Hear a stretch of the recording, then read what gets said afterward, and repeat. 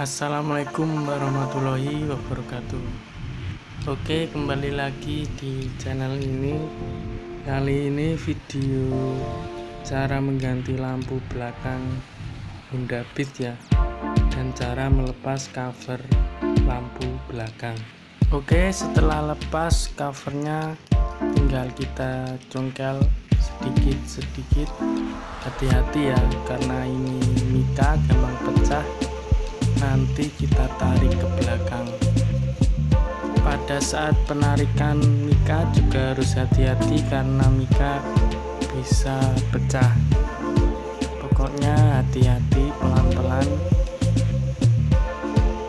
Soalnya di mikanya itu ada lem ya, seperti double tip, sehingga melekat dan sedikit agak sulit. Nah, ini sudah terlepas. Setelah terlepas tinggal kita copot bolamnya, putar ke kiri. Nah, ini bolam yang sudah mati, kita ganti yang baru menggunakan bolam LED.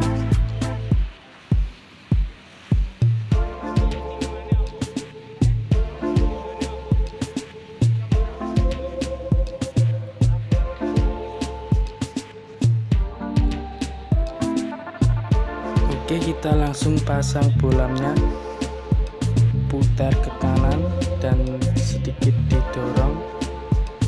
Nah, ini sudah terpasang dan nyala ya. Nah, ini kalau direm ini berkedip-kedip. Oke.